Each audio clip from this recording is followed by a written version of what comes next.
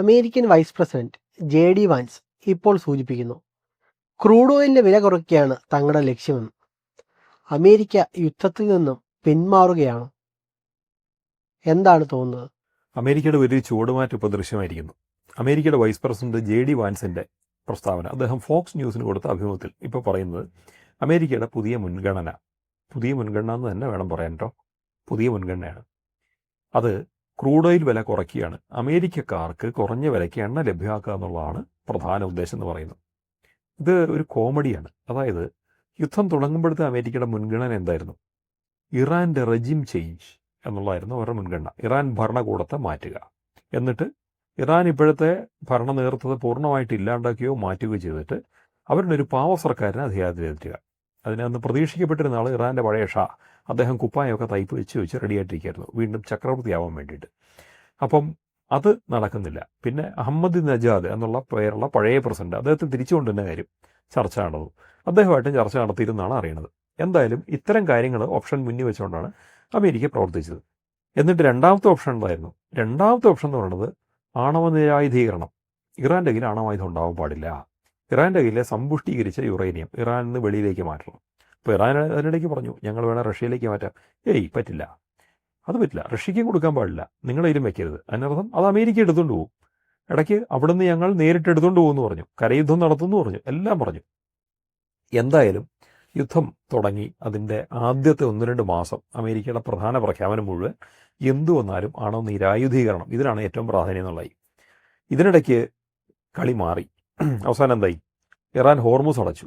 അപ്പോൾ ഒരു പുതിയ മുൻഗണന വന്നു, ഹോർമുസ് തുറക്കുന്നതിനാണ് മുൻഗണന. അപ്പോൾ ആണോ നിരായുധീകരണം? അല്ല, അതുണ്ട്, അവിടെ തന്നെ ഉണ്ട്, അതെന്തായാലും നമുക്ക് നേടിയേ പറ്റുള്ളൂ.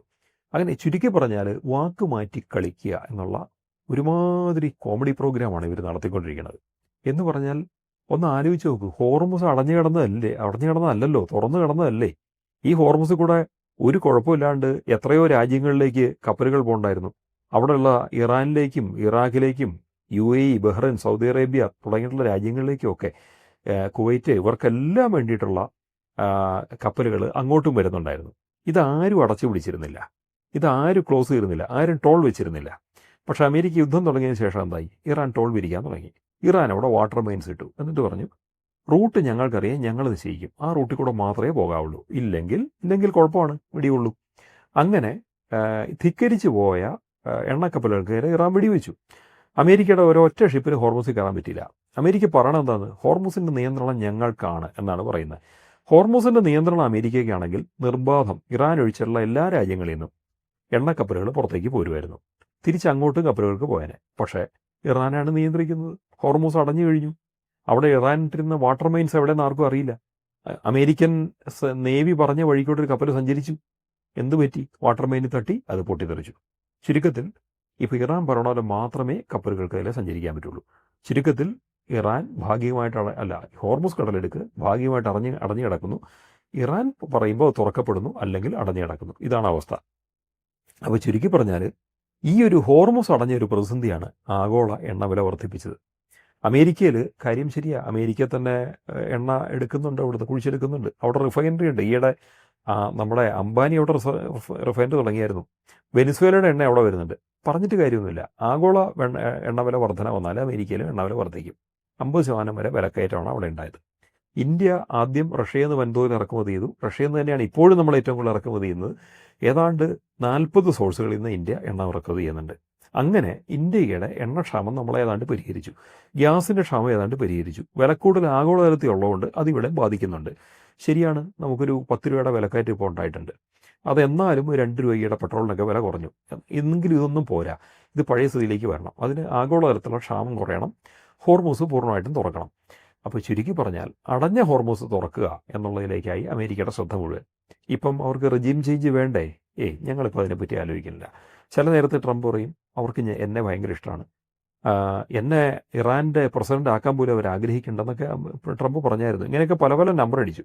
കാര്യമൊന്നും ഉണ്ടായില്ല. ഇറാൻ സീരിയസ് ആയിട്ട് തന്നെ അവിടെ പിടിച്ചു നിൽക്കുന്നുണ്ട്. അവർ പറഞ്ഞിടത്ത് അവർ നിൽക്കുന്നുണ്ടെന്നുള്ളതാണ്.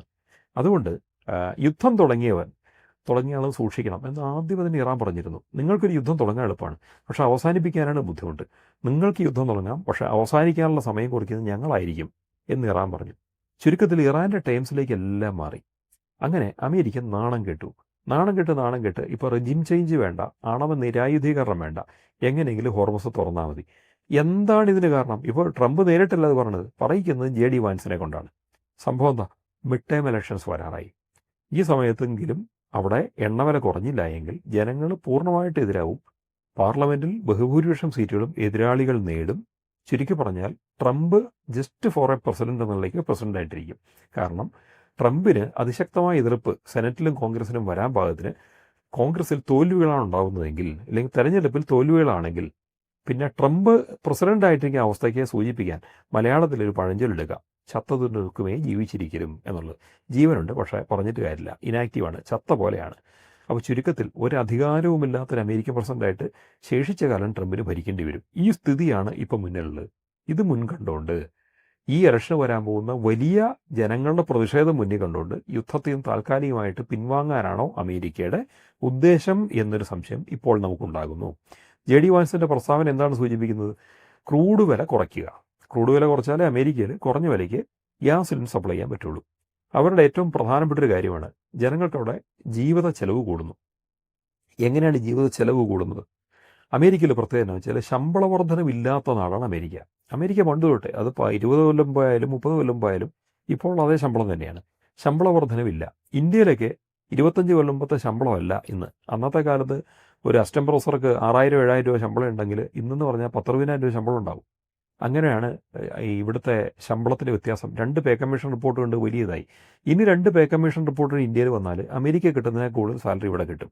പക്ഷേ ഇത്തരം ടൈംലി ആയിട്ടുള്ള ഇൻക്രിമെൻസോ അല്ലെങ്കിൽ ശമ്പള വർധനയൊന്നും അമേരിക്കയിലില്ല. അവിടെ $3000 ഒരു ജോലി തുടക്കത്തിൽ കിട്ടുന്നതിന് അത് 10 കൊല്ലം കഴിഞ്ഞാൽ അതേ റാങ്കിൽ ആ ജോലി തന്നെ കിട്ടുള്ളൂ. പ്രൊമോഷൻ കിട്ടിക്കഴിയുമ്പം ശരിയാണ്, ശമ്പള വർധന ഉണ്ടാവും, അത് മാത്രമേ ഉള്ളൂ. പക്ഷേ ഒരു പ്രത്യേക റാങ്കിലുള്ള ശമ്പളം ചേഞ്ച് ആവുന്നില്ല. ഇവിടെ അങ്ങനെയല്ല, അത് ചേഞ്ചായി. അപ്പോൾ ചുരുക്കത്തിൽ എന്ത് പറ്റും? അമേരിക്കയിലപ്പം ജീവിക്കണമെങ്കിലോ ജനങ്ങൾക്ക് കിട്ടുന്ന വരുമാനം ഒരു ഏകീകരിച്ച് നിൽക്കുകയാണല്ലോ. അപ്പോൾ ജീവിക്കണമെങ്കിൽ എന്ത് ചെയ്യും? അമേരിക്കയിലേക്കുള്ള ഇറക്കുമതികളുടെ തുക കുറഞ്ഞിരിക്കണം, അതിൻ്റെ വില കുറഞ്ഞിരിക്കണം. പക്ഷേ ആഗോളതലത്തിൽ ഊർജ്ജ പ്രതിസന്ധി വരുമ്പോൾ ഇറക്കുമതി ചെലവ് കൂടും, സാധനങ്ങളുടെ കൊമ്മോഡിറ്റികളുടെ വില കൂടും. ഇത് കൂടാണ്ടാണ് ട്രംപ് താരിഫ് വെച്ചിരിക്കുന്നത് കുറേ രാജ്യങ്ങൾക്ക്. ഈ താരിഫും കൂടെ ആകുമ്പോഴുള്ള വിലക്കയറ്റം അത് വേറൊന്നാണ്. ഉദാഹരണത്തിന് ഇന്ത്യ എന്നുള്ള ഉൽപ്പന്നങ്ങൾക്ക് 50% താരിഫ് അടിച്ചാൽ $10 കൊടുത്ത് തിരുപ്പൂരിൽ നിന്ന് വരുന്ന ഒരു ടീഷർട്ട് ഒരുത്തിന് വാങ്ങണമെങ്കിൽ പിന്നെ $15 കൊടുക്കണം. അപ്പോൾ തന്നെ 50% വില കൂടുതലായി. ഇതിൻ്റെ കൂട്ടത്തിൽ ഊർജ്ജ പ്രതിസന്ധി കൂടെ വന്നാലോ, അപ്പോൾ വില കൂടുതൽ പിന്നെയും കൂടി. ഇതുപോലെ തന്നെ അരി ഉൾപ്പെടെയുള്ള പല പല സാധനങ്ങളും അമേരിക്കയിലേക്ക് പുറംനാട്ടിൽ നിന്നാണ് വരുന്നത്. ജനങ്ങളുടെ മേലാണ് അതിൻ്റെ ഭാരം വരുന്നത്. ഭക്ഷ്യോൽപ്പന്നങ്ങൾക്ക് താരിഫ് വരണ്ട. ഈ ക്രൂഡ് ഓയിൽ വിലക്കയറ്റം കൊണ്ട് തന്നെ വിലക്കയറ്റം ഉണ്ടാകും. അത് തുണിത്തരങ്ങൾക്ക്, ഭക്ഷ്യോൽപ്പന്നങ്ങൾക്ക് തുടങ്ങി അവർ പുറമേ നിന്ന് എന്തൊക്കെ വാങ്ങുന്നതെല്ലാം വിലക്കയറ്റമാണ്. ഇത് അമേരിക്കയ്ക്ക് സൃഷ്ടിക്കുന്ന പ്രതിസന്ധി ചെറുതല്ല. അമേരിക്കയ്ക്ക് അകത്ത് തന്നെ ഉൽപ്പാദിപ്പിക്കുന്ന വസ്തുക്കൾക്ക് പോലും ഈ ക്രൂഡ് ഓയിലിൻ്റെ വില വ്യത്യാസം ബാധിക്കും. കാരണം ട്രാൻസ്പോർട്ടേഷൻ ചാർജ് വർദ്ധിക്കുന്നതുകൊണ്ട് അവിടെയും വില കൂടും. ചുരുക്കത്തിൽ ജീവിത ചെലവ് വളരെ വർദ്ധിച്ചിരിക്കുന്നു. അമേരിക്കക്കാർ മുഴുവൻ ട്രംപിനെതിരായിരിക്കുന്നു. ജനാധിപത്യം ഇതിനെല്ലാം ചോദ്യം ചെയ്യുന്നത് ബാലറ്റ് വെച്ചിട്ടാണ്. അപ്പോൾ ബാലറ്റുള്ള സമയമായി. ട്രംപ് ഇപ്പോൾ ഒരു പരാജയഭീതി മണക്കുന്നുണ്ട്. സ്ഥിതി കഷ്ടമാണെന്ന് വാൻസ് മനസ്സിലാക്കുന്നു. വാൻസ് ആണെങ്കിലോ അടുത്ത അമേരിക്കൻ പ്രസിഡന്റ് ആവാൻ വേണ്ടി ആഗ്രഹിക്കുന്ന ആളാണ് വാൻസ്. അദ്ദേഹത്തിന് ജനങ്ങളുടെ മുന്നിൽ ഒരു ഗുഡ്വിൽ വേണമെന്നുണ്ടെങ്കിൽ, അന്താരാഷ്ട്ര തലത്തിൽ അത് വേണമെന്നുണ്ടെങ്കിൽ നിലവിൽ എന്തെങ്കിലും ഒരു മാറ്റം വന്നേ പറ്റുള്ളൂ. ഇവിടെ വാൻസ് ആണ് പറയുന്നത് ക്രൂഡ് ഓയിലിൻ്റെ വില കുറയ്ക്കുക എന്നുള്ളതാണ് മുൻഗണന. അതിൻ്റെ അർത്ഥം ഇറാനിലെ റെജിം ചേഞ്ച് അല്ല, ഇറാൻ്റെ ആണവ നിരായുധീകരണം അല്ല, ക്രൂഡ് ഓയിൽ വില കുറയ്ക്കുക എന്നുള്ളതാണ്. ഇതൊരു സൂചനയാണ്. ഇതെന്തിൻ്റെ സൂചനയാണ്? വേണ്ടി വന്നാൽ ഈ യുദ്ധം അവസാനിക്കാറായി എന്നുള്ളതിൻ്റെ സൂചനയാണ്.